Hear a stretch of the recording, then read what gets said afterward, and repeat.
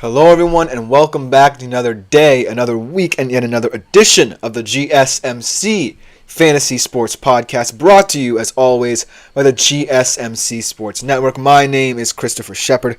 Thank you all for tuning in. A lot to talk about in the world of sports, but especially in the world of football, both the NFL and college, over the weekend to kick off this week of the GSMC Fantasy Sports Podcast. I'm going to quickly go over my fantasy stars of the weekend in both the NFL and college football, and then all sights on tonight's doubleheader in the NFL for Monday Night Football as the Titans take on the Dolphins in a battle of teams basically fighting for pride right now, let's be honest, even though the Dolphins feel like they have a little bit more optimism to them. But then the marquee NFC matchup of the week, Seahawks travel to the Motor City to take on Detroit.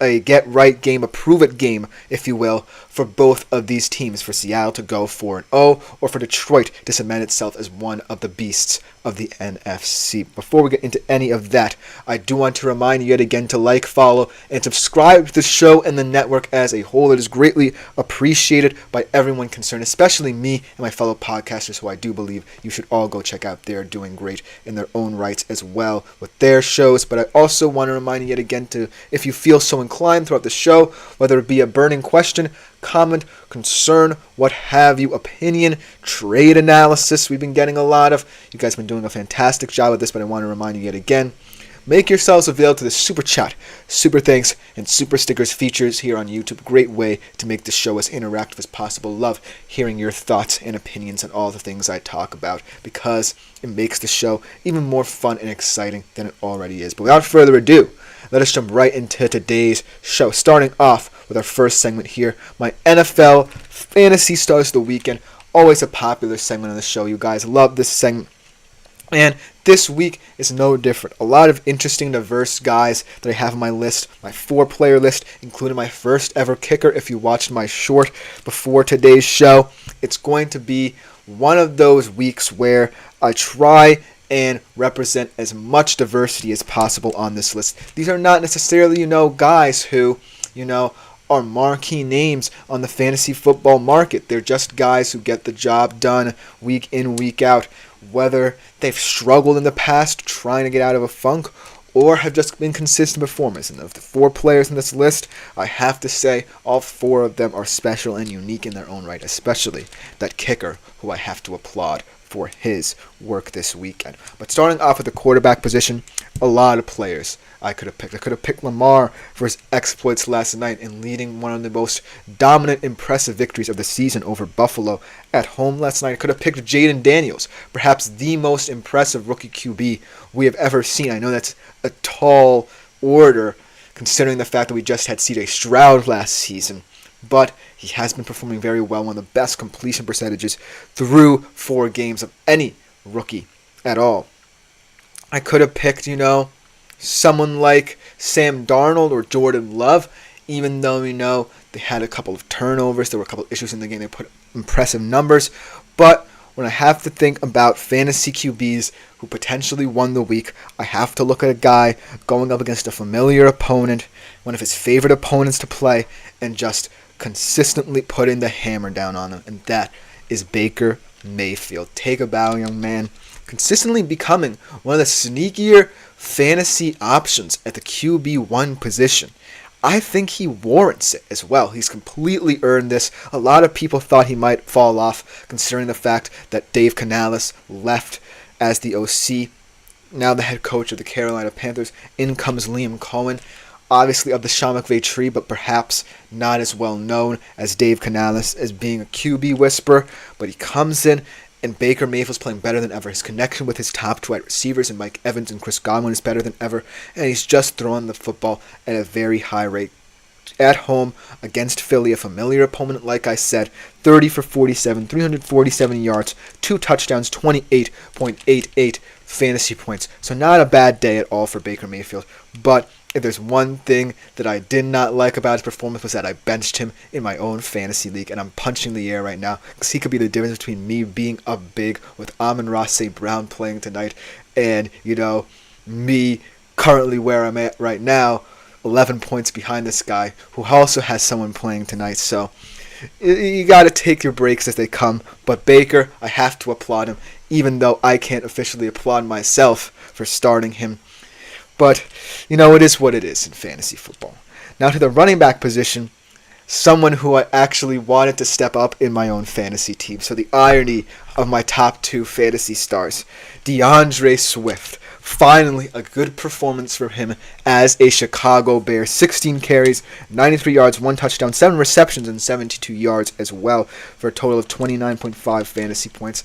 But this is the performance. If you're either a Bears fan or a fantasy football owner of a guy like DeAndre Swift, you expect big things out of, that you expected from the start.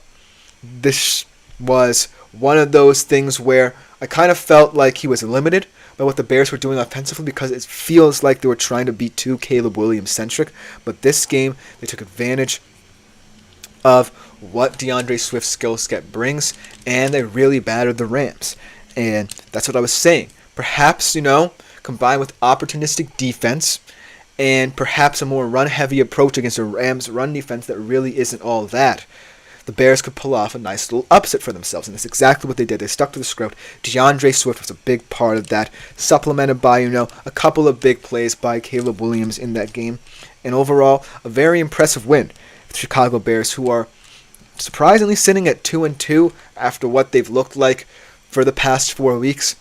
Being at 500 should feel like a win for them at this point in the season, even though, Caleb has not looked very effective in that offense just yet. But DeAndre Swift, as long as he's, maturing in this offense and getting more touches, then I think perhaps the Bears could be surprising in that regard as a run-heavier team than a lot of people thought. And then at the wide receiver position, this guy is your official statistical leader in receiving yards. Perhaps the saving grace of this team's offense that really has underwhelmed a little bit over the past couple of weeks, and that is Nico Collins. Nico Collins, like I said, a lot of questions about whether he would remain the wide receiver 1 for Houston now that Stephon Diggs is in town. He still is. Statistical leader, like I said, in receiving yards, 12 receptions, 151 yards in this game against Jacksonville, 2 touchdowns, 33.1 fantasy points. Can't get any better than that at the wide receiver position. But here's the thing about Nico Collins as a fantasy receiver. As a fantasy receiver, he's really special in that week in, week out, that he's capable of having a big game. But when I look at the Houston Texans offense, outside of, the big game from Nico Collins, or the occasional big game from Nico Collins, it's really not necessarily the best fantasy team. What I mean by that is, it's not the team with the best fantasy options. And so, Nico Collins being an aberration actually kind of bolsters his case as someone who you should start week in, week out at the wide receiver position. And not for nothing, I think, if Houston plays in a lot more close games than we thought they would, Nico Collins will just become even more effective. Nobody, including myself, probably thought that game would be close, that Jacksonville actually would have a chance to win this game if they just stopped Houston on that game-winning drive. So it really comes down to, the fact that Nico Collins is a bigger X factor, not because of Stephon Diggs coming into town and being more of a supplementary piece, but as a guy who, in certain situations and in certain games, will get more touches down the stretch should Houston struggle late in games, much like we've seen them do. And so that's the reason why Nico Collins might be on this list more and more often for me in coming weeks. But at the wide receiver position, you can't get any better than him right now. But now, ladies and gentlemen, on this show, for the first time in the history of the GSMC Fantasy Sports Podcast, I give to you a fantasy star that is not a skill position player. A guy who might not even be the best kicker in the league. A guy who, kind of gets a little bit underrated in what's going on there in Atlanta, but a guy who at the end of the day was very integral in their win against New Orleans this weekend. And so, ladies and gentlemen, I give one of my fantasy stars of the week to Younghoe Koo. What a performance from this guy. One of the more underrated kickers in the league. Soccer-style kicker too, so one of those archetypes of what a modern-day kicker could look like. But Man, what a game from him. 4 for 4 in field goals, including a 58-yard game-winning field goal, the longest, I believe, of his 7-year career. 2 extra points made for a total of 20 fantasy points. That is a very impressive performance. It's more than some wide receivers even get. And you might be wondering, well, Chris, why are you presenting a Fantasy Star of the Week to Younghoe Koo? Well, if you think about it, kickers in modern-day fantasy football, they depend on, volume of chances they get per game. They're not a position where, you're consistently searching for more than just yardage and touchdowns. You're only focused on the one aspect of the game, and that is the kick. And if there's not a high volume in it, then your thoughts probably are leaning more towards why bother caring about what a kicker can do. Because I feel like I can rely upon my wide receivers, my running backs to sustain me. When Younghoe Koo at the kicker position did more than sustain you for a kicker. As Ishan Patel, welcome to the GSMC Fantasy Sports Podcast. Glad to have you here with a comment about his fantasy football team. He has Devon Achane, Sam Laporta, and Miami defense in PPR need 38 points. Am I cooked? Well, it certainly looks pretty dire considering the fact that, Miami's a weird team and Laporta is expected to play, but with an injury.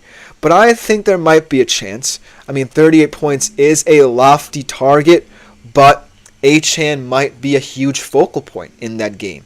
I feel like Snoop Huntley will open up a lot more avenues for the run game for Miami. And so I think that Devon Achane could be a huge X factor for this offense, especially seeing as to how they might lean more toward a run-heavy approach. As for Laporta, I'm not sure he's going to be as effective in this game. I'll talk about this a little later on in the show. But I feel like he's someone who, week in, week out, will always have the opportunity to get a high volume of targets. As Ishan Patel says, I feel like Laporta is due for a tutty. I think he could score in this game. It's going to depend on, Jared Goff's rhythm as well. It's going to depend on Ben Johnson's play calling because he's been very conservative in the past game for the past couple of weeks. And then if you're the Miami defense, I feel like you should be chomping at the bit here because you're facing a quarterback in Will Levis who should be really down in terms of confidence.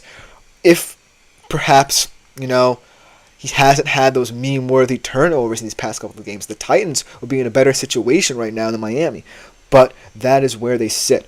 And so Miami should feel like they have a huge opportunity to put up a good defensive game against the Titans. Now, like I said, the last time these two teams faced each other, Will Levis somehow led an improbable comeback leading the fourth.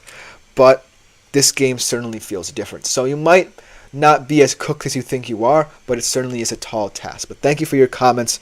I feel like as this game narrative continues, as the storyline continues, we're definitely going to have to see how it all plays out on the field tonight. But thank you for your comments. But we do have to take a short break. And when we return, I'm going to talk about my college fantasy football stars of the week. We can't forget about the college level just yet. We'll be right back after this short break to talk about them.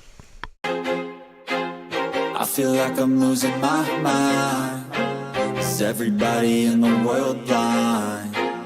Please, Lord, give me a sign, a sign.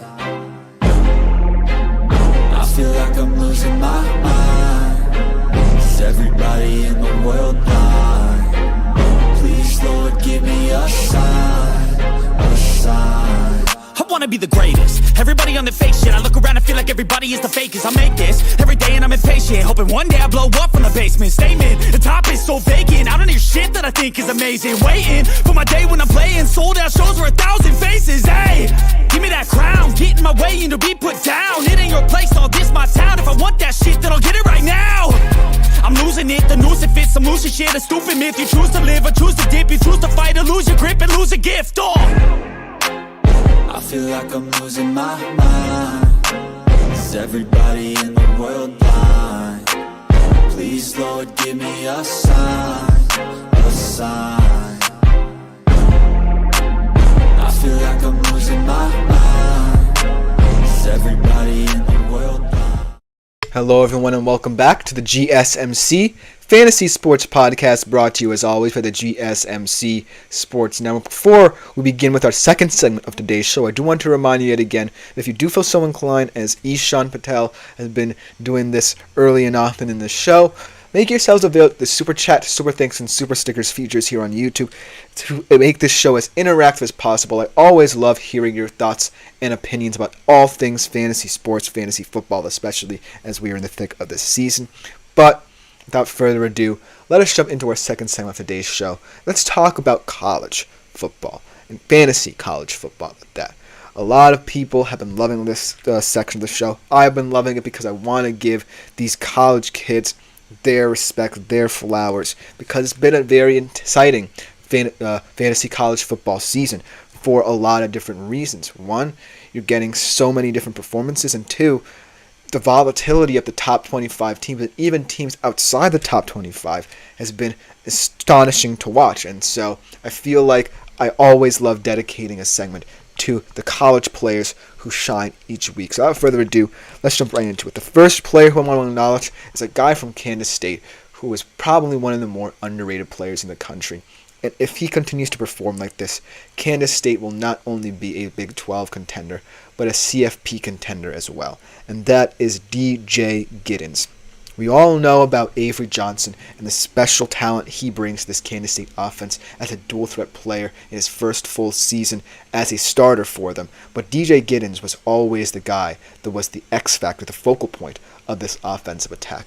And this week against Oklahoma State, in a big game between Big 12 contenders, in a matchup that kind of felt like a must-win for both of these teams, DJ Giddens really proved that he is going to be someone to have a say in the Big 12 and potentially CFP race. 15 carries, 187 yards, 1 touchdown, 27.4 fantasy points. I mean, think about Kansas State. It's a very opportunistic team. They play good football, both offensively and defensively, very hard-nosed team. What it's going to come down to is Avery Johnson, right? This is still a relatively new quarterback, learning as the season progresses, who we all know is a very special talent, but still feels like he's in the nascent stages of his maturity in this offense. So it's all going to come down to, can pieces in the offense supplement him? And DJ Giddens did that to a T this week in a very important matchup, and so I have to shout him out as one of the many running backs around college football who has proven they can be a fantasy star week in, week out. And another guy in the Big 12, a receiver that is not really known around college football, perhaps because this team was not necessarily a huge contender for the Big 12 title, but they are becoming one, and that is Darius Lassiter for BYU. 8 receptions, 107 yards, 1 touchdown in that game against Baylor. It turned out to be a much more exciting game than it needed to be. BYU got up big early. Baylor nearly came back on them. That just shows how competitive the Big 12 is. And BYU, surprisingly, along with Iowa State, another surprise team, are the only undefeated teams in the Big 12. And so I really picked Darius Lassiter because his performance in this BYU offense is perhaps one of the more underrated units in the Big 12, is because BYU is going to need to prove to me that they have big game players for the Big 12, because it's only going to get tougher as it goes along. And I feel like if BYU wants to be taken seriously, a guy like Darius Lassiter needs to continue to put together consistent performances. A game against Baylor is fine and dandy. When you're playing the big boys of the Big 12 who know that they want to compete for that Big 12 title, you're going to have to prove it again. So this performance was good for now, and I'll acknowledge it. 22 fantasy points as well for Lassiter. But it needs to be continuous. It needs to be a performance that is replicated week in, week out, in order for you to prove to me that you have staying power. Not just in the Big 12 conversation, but in the CFP conversation as well. But for now, very impressive performance from Darius Lassiter and BYU as a whole. Next player on this list is a quarterback who a lot of people might have just heard about, especially because of all the drama surrounding this program. I didn't necessarily pick him because, he had, quote-unquote, the best performance of the weekend. I picked him because of the drama surrounding him. But he really proved that no matter the drama, no matter the tension surrounding your program, it's always important to have a good backup quarterback. And as it turns out, UNLV has two. And Malik Williams, I'll skip ahead a little bit, proved himself this week. As we all know, Matthew Sluka shockingly left the program over an NIL dispute, and they seem to be in a weird place. But Barry Odom, let's just go to show the trust he has in his quarterbacking room. And Malik Williams, 6th-year senior out of Campbell, impressive career at Campbell nonetheless. He comes in and proves that depth is going to matter, especially if you're a group of 5 team like UNLV is competing for that one CFP spot that you're going to get. So it's going to be highly integral for Malik Williams to put up performances like this, but 13 of 16, 182 yards through the air, 3 touchdowns, 12 carries, 119 yards on the ground, and 1 touchdown, a total of 37.2 fantasy points. If this is what we're going to continue seeing out of this kid, then UNLV might just be penciled in as the Group of 5 representative. I think that there are a lot of interesting teams from the Group of 5 that you can look at. Tulane might still be in the conversation. Boise State having their own big offensive weapon, Ashton Jeanty. A lot of interesting teams in that debate. Maybe even Army and Navy as well. Who knows? But Malik Williams proved that UNLV might have staying power as well. And going back to some wide receiver performances, like I said, how about impressive sophomore from UFC, Jacoby Lane. 10 receptions, 105 yards, 27.5 fantasy points in their win against Wisconsin. And I picked Jacoby Lane because when I think about USC and their offense, it is highly predicated on how they develop the quarterback, because that's what Lincoln Riley does, right? He develops quarterbacks. So Miller Moss looked very impressive in this game, leading them from a mini comeback. I believe they were 21-10 down to a 38-21 win at home against Wisconsin. But when I look at USC's wide receiver room, it's very young, very versatile, maybe not as well known as other wide receiver rooms in the Big Ten in and around college football, but Jacoby Lane is a name you might be hearing a lot more often. I feel like he is going to be someone who, in this USC offense, is going to be someone that Miller Moss can rely upon throughout the year, because Miller Moss is very different from what Caleb Williams brought to the position, right? He's going to be a pocket passer. He wants to pick you apart. And Jacoby Lane is a very skilled route runner, is someone who I can rely upon in the red zone, and most importantly, can keep USC in a ton of Big Ten games, much like they did against Wisconsin. So Jacoby Lane, look out for him as a sneaky, interesting weapon in that young wide receiver room over at USC for Miller Moss. The last player I want to talk about is DeAndre Moore Jr. Speaking of unknown players, but in a much bigger wide receiver room, much more well-renowned wide receiver room over there at Texas, the number 2 team in the land. DeAndre Moore Jr. has become someone who, more often than not, is relied upon as not just a solid depth piece, but as a vertical threat for this offense. And over the past couple of weeks, he's proven that his verticality is going to be hard for SEC teams to defend as Texas begins SEC play a little more in depth in a couple of weeks. 4 receptions, 105 yards, 2 touchdowns in a game where they needed all of them, Texas. 24.3 fantasy points for him. And look, I know that guys in that Texas room like Isaiah Bond, Matthew Bolden are going to be more well-renowned. They're going to be names that you hear more often. But DeAndre Moore has gained the trust of Steve Sarkisian. He's gained the trust of both his quarterbacks in Quinn Ewers and Archer Manning. Most importantly, he's really saying that, hey, not only do you have to worry about the Bonds and Goldens of the world, you have to worry about me as well. I can stretch the field as well. I can make some big plays down the field. And that's what makes Texas so dangerous, right? The depth of this wide receiver room is what makes them so dangerous. And I want to award DeAndre Moore as well, because he is someone who I haven't even really heard of as a Texas fan myself. as someone who could really step up and be an integral part of that team, but he has shown it. I could have mentioned a lot more names as well for this list. I could have mentioned Jalen Milroe. What a brilliant dual threat performance by the Alabama QB in a game where he kind of felt like he wanted to prove that Alabama wasn't going anywhere. I mean, yes, you can look at that valiant comeback effort from Georgia as perhaps a precursor to Alabama's defense not being able to sustain their offense as much, but overall, Jalen Milroe kind of taking this team on his back and carrying them to victory was very reminiscent of a lot of different Alabama QB performances over the years. I could have mentioned even Arch Manning as well. What an impressive job in potentially his final game, filling in for Quinn Ewers of the season, in, weathering a sloppy start for this Texas team against Mississippi State, and just keeping them on track, staying the course, and potentially playing one of his best games as a Texas Longhorn. I could have looked at, Aston G.T. himself, another Heisman Trophy candidate. I feel like, he has been getting a lot of disrespect because of the fact he's a group of 5 guy and because he's a running back. But you can't ignore performances where he's putting up over 250 yards rushing, putting up 4 touchdowns on the board.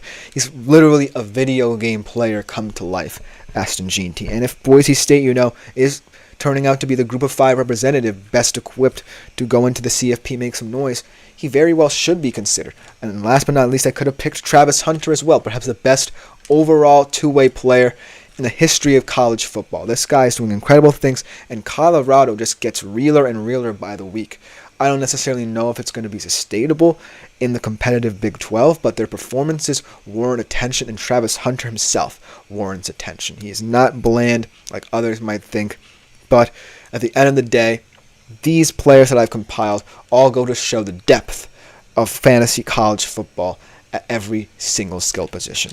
But I hope you guys enjoyed this segment. Coming up next, we return to talk of football, and most importantly, tonight's doubleheader in the NFL. Titans, Dolphins, Seahawks, Lions. We're talking all things Monday Night Football from a betting perspective. You definitely don't want to miss what's ahead. We'll be right back after this short break. Looking for your daily fix of sports talk without having to pay for it? GSMC Sports Network is available on YouTube. Just search GSMC Sports Network. Get your fix of daily sports talk shows on YouTube, absolutely free. NFL, college football, NBA, MLB, MMA, UFC, fantasy football, and so much more. GSMC Sports Network has shows running all day long, with new sports shows starting every 2 hours. Just like on your favorite cable sports channel, except GSMC Sports Network is absolutely free. Just search. Hello, everyone, and welcome back to the GSMC Fantasy Sports Podcast, brought to you as always by the GSMC Sports Network. Now that we've officially looked at all our fantasy stars of the week across the board in both the NFL and college football, we turn our attention to tonight's big doubleheader in the world of the NFL between Titans and Dolphins in the AFC and a marquee NFC match between the Seahawks and the Lions. It should be 2 fascinating games, 2 very drastically different games in terms of storylines because of the trajectory of both of these teams, all 4 of these teams really, across these 2 games. And from a betting perspective, it seems very simplified in both of these games because you feel like the favorites in both of them are clear, but I feel like where these 2 games will become very interesting is because both of these games, for both of these teams' perspective in each of these games, they feel like they're on equal footing, and that either of these teams, in both the Titans, Dolphins, or the Seahawks, Lions, could come out victorious in any means necessary. Let's start off with the one that feels kind of more quote-unquote boring of the 2. I don't like labeling a game boring, but it certainly feels like it's the undercard for tonight's big game in the NFC. Titans, Dolphins. Miami in this game, only favored by 1. Over under 36.5. Tennessee's money line is even. That goes to show how, how strongly they feel about the Titans as a bad team. Miami, minus 120. So, not a lot of movement in the betting lines in this game. But that's to be expected because both of these teams are in weird situations right now. With Miami, the QB situation, started. Skylar Thompson also got injured in that game against Seattle last week.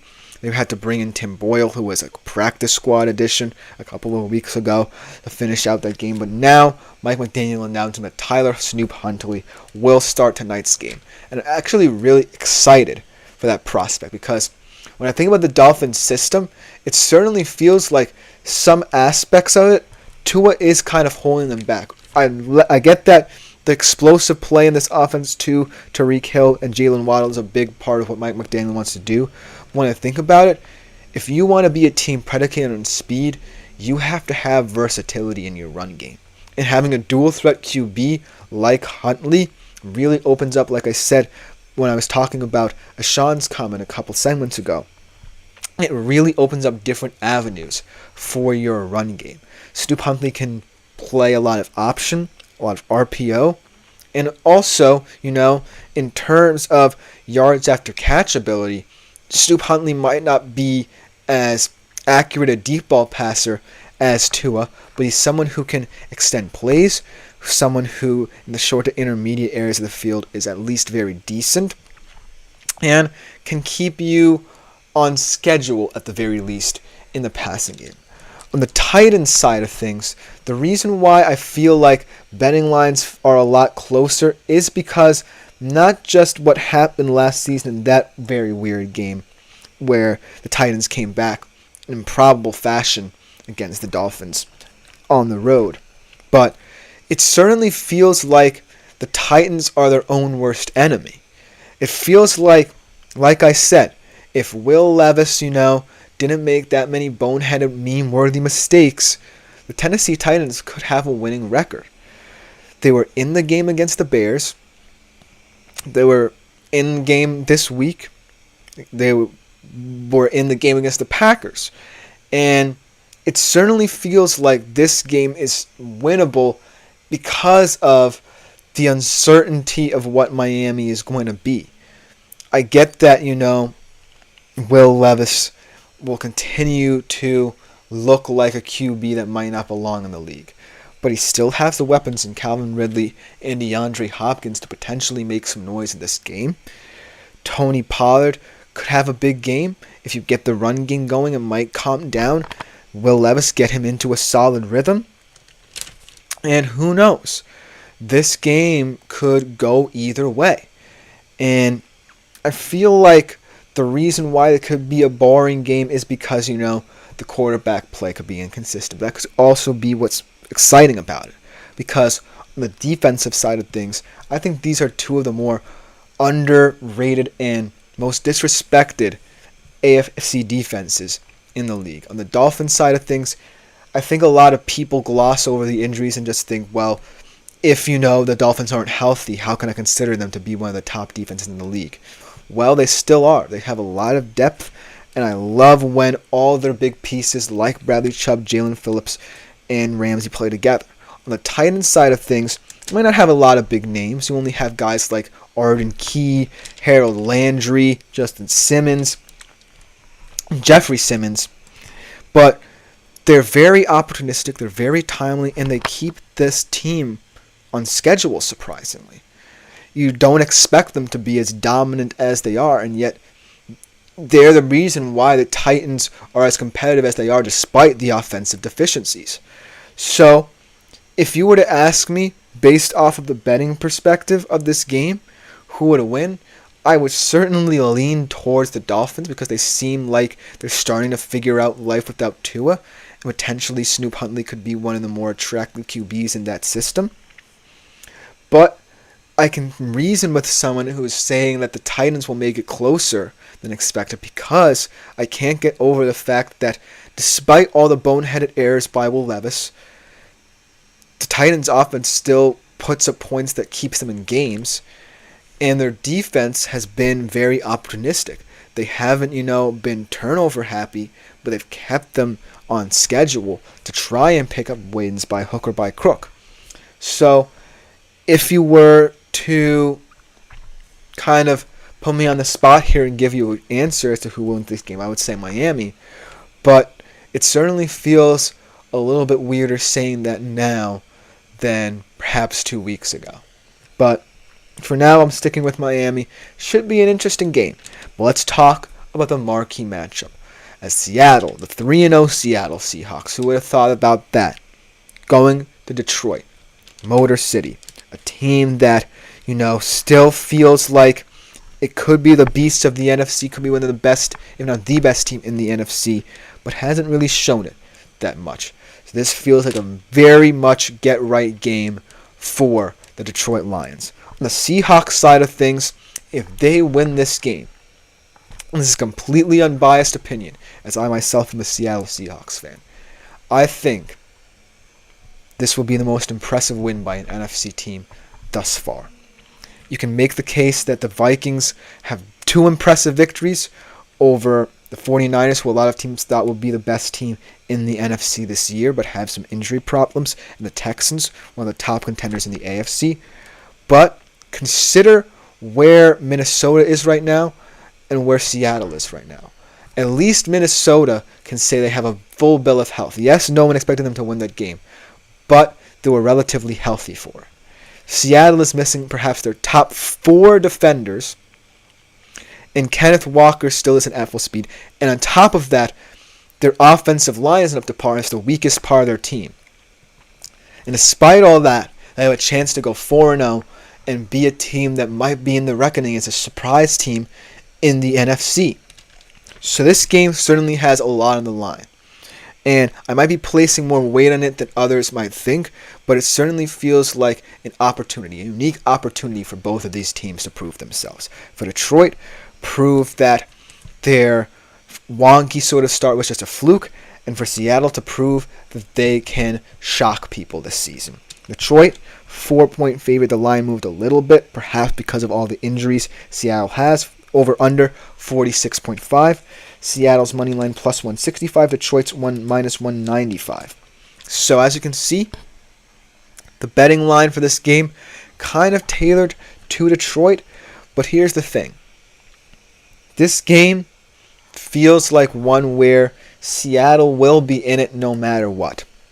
And the reason I say this is not just the history, where Seattle last year won in Detroit and have now won 8 of the past 9 times these teams have met.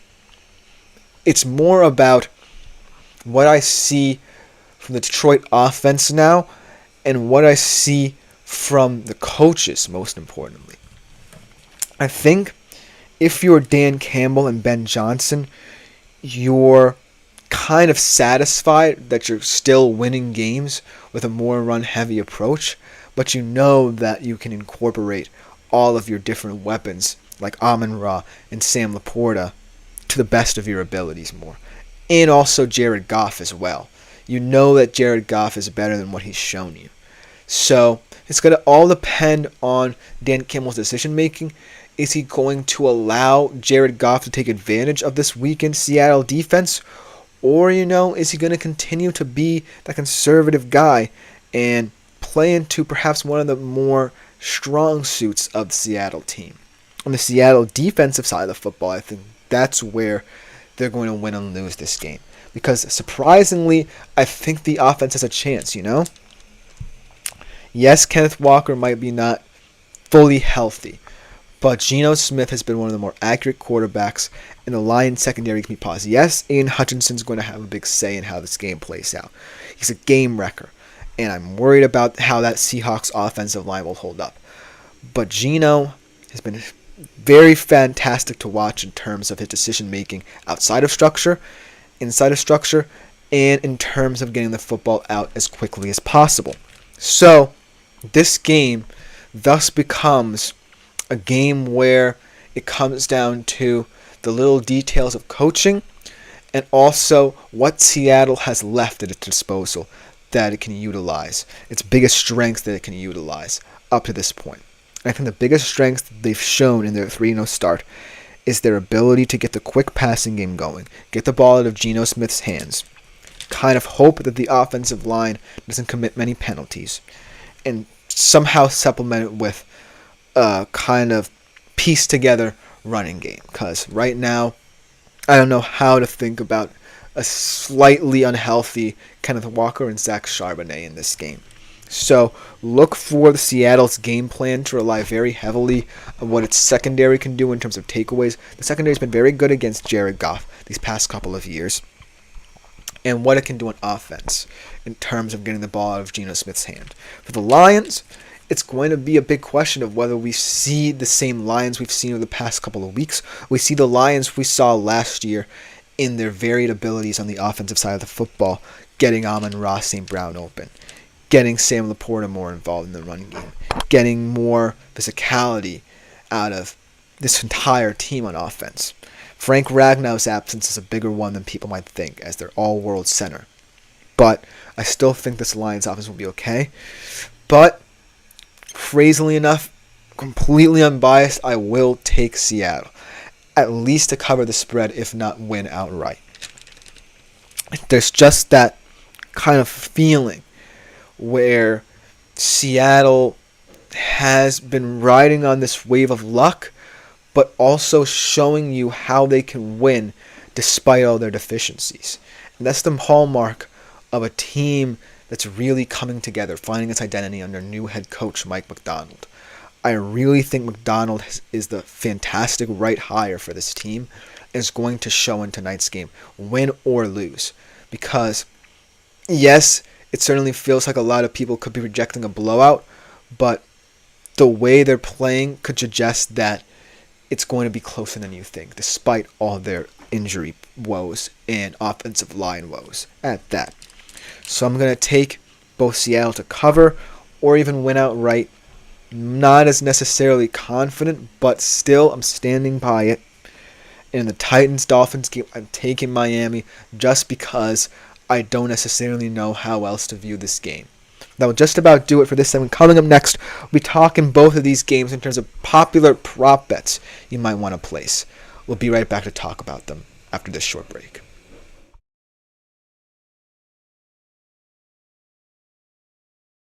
For the best and latest podcasts available anywhere, go to the podcast app on your cell phone and type in GSMC to access free content-rich podcasts on health and wellness, book reviews, sports, entertainment, relationships, social media, movies, technology, finance, and even weird news. Subscribe and download the GSMC Podcast Network's family of shows, available everywhere. Hello everyone and welcome back to the GSMC Fantasy Sports Podcast, brought to you as always by the GSMC Sports Network. And for our fourth segment of today's show, we're going to kind of continue that betting narrative, carrying it over to some popular prop bets you might want to place on tonight's game. This is going to be very Seattle-Detroit heavy, as I don't necessarily think there are going to be a lot of intriguing prop bets from the Titans-Dolphins game, but I still have two that I think can hit for the Titans at the very least, because they're one of those teams where it's either very difficult or very easy to bet on them, considering the fact that they're so topsy-turvy. But without further ado, let's just jump right into our fourth segment of the day. Let's start off with a bet that I feel will definitely hit for you, and that is Geno Smith over 33.5 pass attempts at minus 114. Because like I said, what Seattle has been doing a great job of, no matter the opponent they're facing, is getting the ball out of Geno's hands as quickly as possible. And they know that the offensive line is one of their weaknesses. They know that potentially the run game might not get going early. So what do? They drop Geno back, get him to release the ball quickly, and they can pick up some chunk plays that way. And I think that's going to be the case tonight because, as we all know, while the Lions secondary isn't as scary as people thought it would be, Aiden Hutchinson still is. And he's going to want to take advantage of this weakened Seattle offensive line. They're going to align him all over that defensive line. And so it's going to be all about Geno Smith remaining calm and poised in the pocket, delivering the ball out of structure, dropping back, no matter what, to get the Seahawks offense on schedule, maintaining the rhythm we've seen throughout their first three games, and what got them to this 3-0 start in the first place. So this is a bet I'm really confident in terms of bet that you should, if you wish, place money on. The second one is Jared Goff under 240.5 pass yards, minus 114. And I know last week I said about this game that this game would have many offensive fireworks from both Geno and Jared Goff. But I feel like the fireworks are going to come in different ways for Jared Goff tonight. I feel like Jared Goff is going to be the master of controlling the tempo of his offense, right? For the first couple 3 weeks, we haven't necessarily been impressed with what Jared Goff brings in terms of a short to intermediate pass game involving Amon-Ra, involving Sam Laporta. What we have seen from him is that he has found an unexpected rapport with Jameson Williams. I'm not necessarily certain about how he's going to play this game, but he could be a nice little X factor. But it's always going to be about how Jared Goff controls the tempo, because if he's erratic to start, if he's uncomfortable in the pocket, dropping back, then it could be a long night for him. So it's going to be one of those bets where you're just going to have to follow the flow of the game.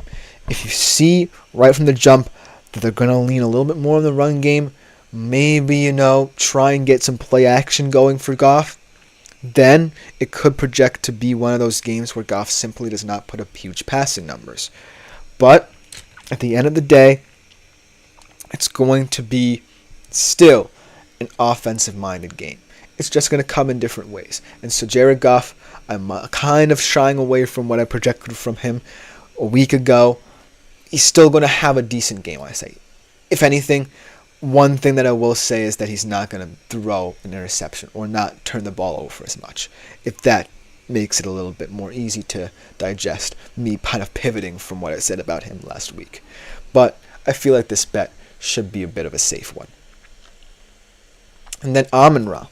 I think the thing about Amon-Ra is that he can affect a game without catching the football that much, and that's how I feel this game will go.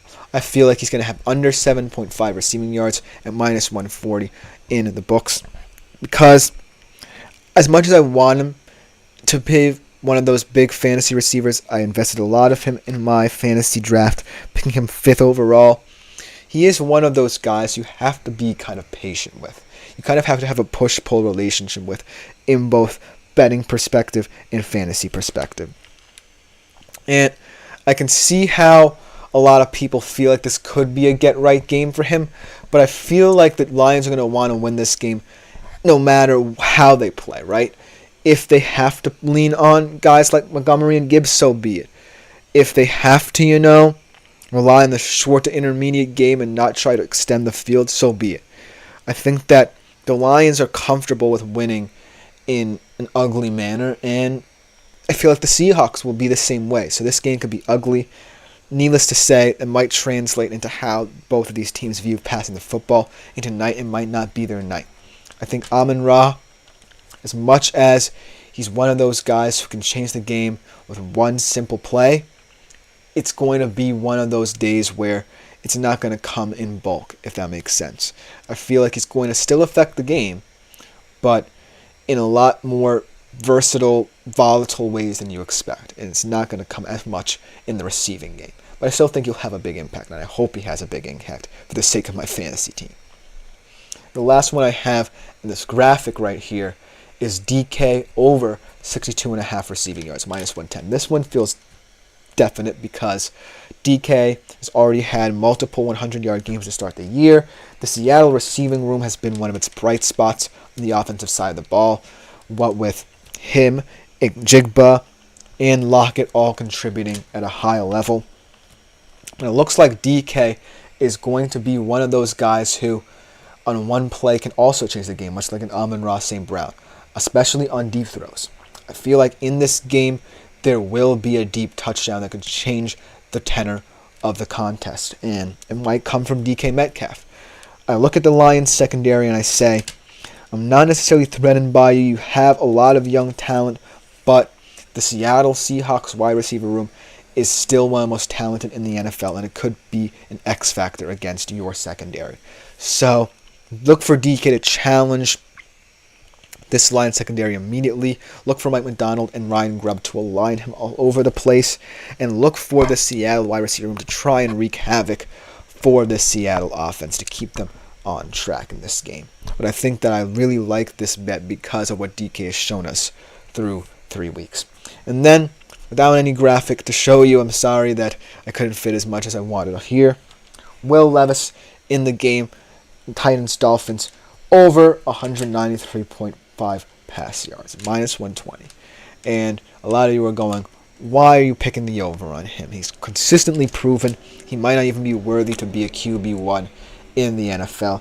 Well, I feel like the reason why I picked this bet is because Will Levis is one of those players who's going to play like himself no matter what.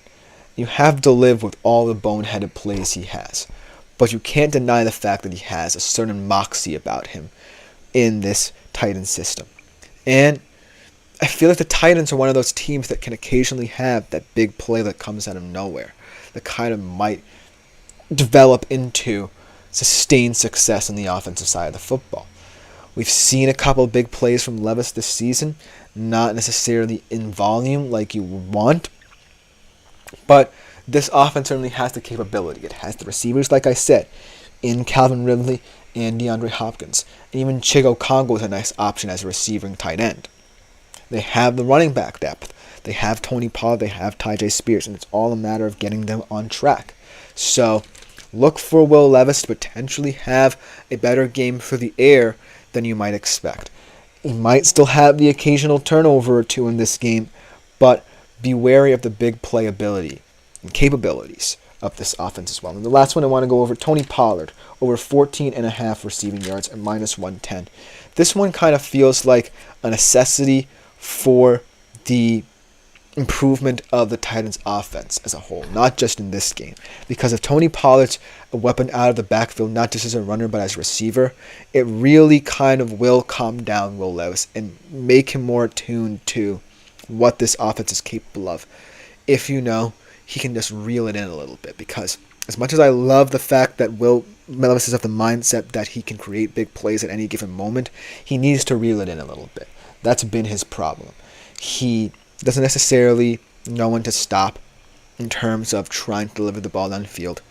So he needs a couple plays out of the backfield with his running back to kind of keep him on schedule, keep him calm and poised in this game. So that's why I think Tony Pollard could be X factor in the receiving game. But let me know what you think in the comments. Coming up for our final segment of today's show, we're going to conclude with a stardom sit-em for both of these games. Guys who I think should start and guys who I think should sit. We'll be right back right after this short break.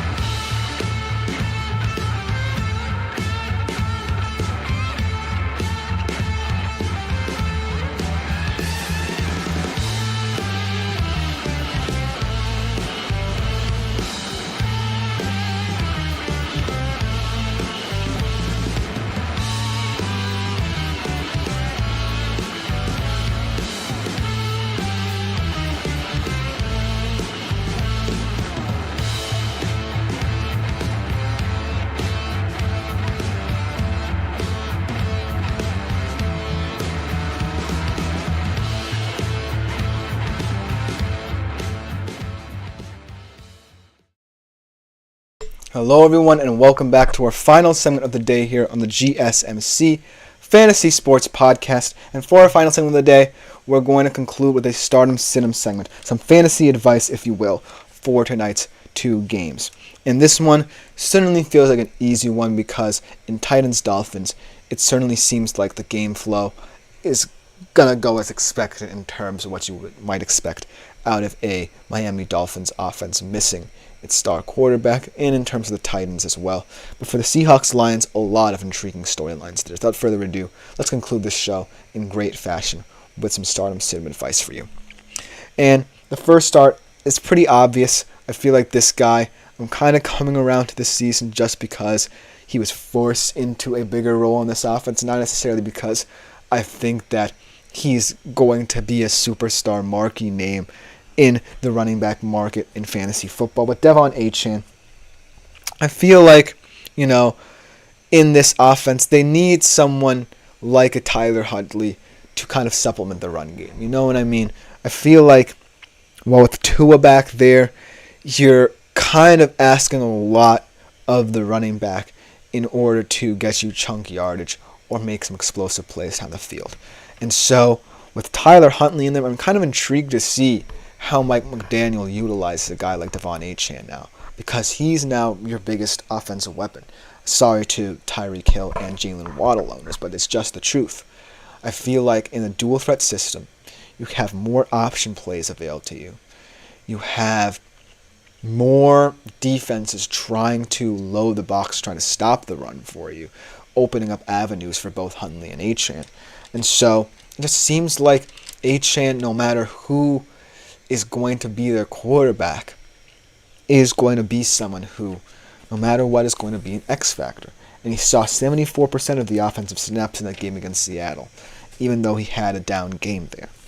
So look for him to be a definite start for tonight's game. And then a definite sit for tonight's game. Yeah, I said he was going to throw for over 190 yards, but I didn't say in what kind of manner. I didn't say if he would throw 3 interceptions, okay? Will Levis, yet to score 16 fantasy points in a game at the QB position. That's almost impossible, in my opinion, as a quarterback. You have so many opportunities as a fantasy player, especially at the quarterback position, to put up points, and you can't consistently do it and can't consistently exceed 16 fantasy points. That's kind of a desperate, dire strait if you're a Will Levis guy or someone who expects a lot out of Will Levis, because I don't expect a lot out of him right now. And so it's kind of weird considering the fact that he has so many weapons who could help him in terms of, getting yards after the catch and things of that nature. But as long as Will Levis, continues to believe that his arm is going to take him far in this offense, then I can't see anyone justifying starting him in any capacity, whether it's a 2 QB league, a deep league, or anything of the sort, even a dynasty league for that matter. So he's a definite sit for tonight's game. Now here's where things get interesting, because the Seahawks-Lions game is rife with talent and rife with interesting decisions, especially at some skill positions. It's not as obvious and clear-cut as, say, sitting Will Levis, but these are my honest opinions about who I think warrants a start or maybe warrants a benching for that game. A start, DK Metcalf. We talked very positively about him in the last segment. Very consistent this season with 100-yard games week in, week out. And it's kind of funny to say that he's the guy in the Seattle offense who is the X factor, because, like I said, Kenneth Walker still holds a lot of weight in that offense as kind of the tone setter. And when you think about the wide receiver room, there is a lot of depth there and experience with JSN and Lockett. But DK, the reason why he's becoming one of the premier fantasy wide receivers is because nobody really knows how Seattle's going to call a game. Ryan Grubb is one of those OCs, a new OC, especially at the NFL level, collegiate level with the University of Washington last year and throughout his career. Don't remember that. So it's going to be interesting to see how he balances having a solid running back with a guy like DK Metcalf. Because either DK Metcalf can have that one big play, like I said, in the past couple of games that he's had, or he's going to kind of pick at their defense and find holes in it to open up more avenues for this offense. And that's what I love about the mystery of Seattle's offense. Not even I as a Seattle fan can say what a particular Seattle game script will look like for any given opponent, no matter how tough or how easy they feel like in terms of their schedule strength. So DK Metcalf certainly is one to look out for Seattle going forward as a receiver, and as most importantly someone who is a game changer at the wide receiver position. Then to sit, this one kind of feels obvious as well, mainly because we don't know how he'll look in this game, but Kenneth Walker. I think that Lions, the run D opponent, they're going to immediately try and stifle the run to, get Aiden Hutchinson going in the rushing game for their pass rush, especially. And opposing running backs have only averaged about 14 PPR fantasy points per game against the Lions front. And K9, I think that he'll be an excellent fantasy running back, but this game certainly feels like a weird game for him to come back in this situation. It feels like Seattle has a lot of pieces missing, even though it's on the defensive side of the ball. And, it's still a very weak offensive line. So I feel like what Ryan Grubb's going to do is continue to pass the football, try and get the ball out of Geno's hands as quickly as possible, and then try and find spaces where perhaps Kenneth Walker can exploit the Lions front. But for now, I don't necessarily see how Kenneth Walker is going to impact this game as much as people expect. Then, in terms of the Lions, a lot of interesting ways you can go right here. A lot of interesting ways. And seeing as to how, the Lions as well are a very mysterious offense, at least for the first 3 games of this season, I think that this game certainly feels like one where you'll start to see more of this offense open up and try and take advantage of a depleted Seattle defense. So I'm going to say start Amon-Ra St. Brown. I'm starting him tonight in my personal fantasy team. He is one player who's going to be a constant in my fantasy squad, no matter what. Because even through the first couple of weeks of the season, even as this offense has struggled to get the passing and going, he has been someone who you just can't deny. He is still that all-pro receiver that he was last year, and he's still someone who is one of the more difficult wide receiver ones to defend in the league. Yes, a lot of people might be concerned about the emergence of Jameson Williams in this offense, but it certainly feels like the way they see him right now, Jameson Williams, is as someone who, if the offense needs that energy, that boost, Jameson Williams can be that guy. He's not someone who's going to consistently see a lot of targets, I think. So Amon-Ra St. Brown, if this is finally the game where the Lions get right and get more out of the passing game, this feels like the game. Yes, I did say in that prop bet segment that he's going to have under 7.5 receptions, but his receptions mean more than other fantasy wide receivers, if you've noticed. They mean more in terms of getting the necessary yardage for chunk plays. They mean more in the red zone. They mean more for the opportunities of other Lions players as well. So while Amon-Ra certainly is one of those guys you have to be patient with, his big games, whether they be quiet or loud, can pay dividends for you. And so that's why I think he's a definite start for tonight's game. And I'm confident he'll put up good points. I don't know if he's going to win me my fantasy game because the other guy has Jahmyr Gibbs, but he's certainly someone who I'm not necessarily too worried about as the season goes forward. And the final sit of tonight's game and the final kind of talking point about this segment and this show for today, Sam Laporta. As much as, I want to love Sam Laporta, as much as I respect him for what he did last year as the tight end one, even being the worst tight end one season of any fantasy tight end over the past decade or so, Sam Laporta is injured. That's the kind of crux of the thing. He is still injured. We don't necessarily know how effective he's going to look. And judging by what I've seen on the Lions offense, he certainly is kind of getting lower and lower in the pecking order of players on this team who they feel can make an impact. And so, seeing as to how, I feel like this game is going to play out, he can certainly have an impact, but it's all about A, his health, and B, most importantly, Ben Johnson's play calling. He could be a low-end tight end one, but I feel like for now, Laporta is a big risk at your tight end position. And not for nothing, like I said, the tight end market is very volatile. You're going to find more guys who can impact your team positively. It's not just all about guys like Laporta, guys like Kelsey, guys like Kittle and Andrews. It's going to be about the Trey McBrides of the world, the TJ Hawkinsons of the world when he gets healthy, the Dallas Goederts of the world. So I'm not necessarily too concerned about Sam Laporta. I'm just more interested in the tight end market and, most importantly, what the Lions offense feels like it's comfortable doing, if that makes sense. But Let me know what you think in the comments, because that will just about do it for today's edition of the GSMC Fantasy Sports Podcast, brought to you as always by the GSMC Sports Network. I've been Christopher Shepard. Thank you all for tuning in. Reminder, like, follow, and subscribe to the show if you do feel so inclined, and the network as well. It is greatly appreciated by all concerned.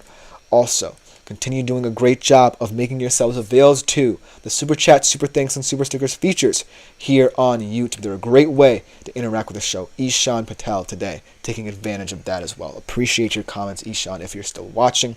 But all those who did not comment today and feel like they want to, tomorrow is a great opportunity as well to make the show even better. But we will be back tomorrow, 3:30 p.m. Eastern, as always, for another great edition of the show. But other than that, thank you all for watching. I'm out.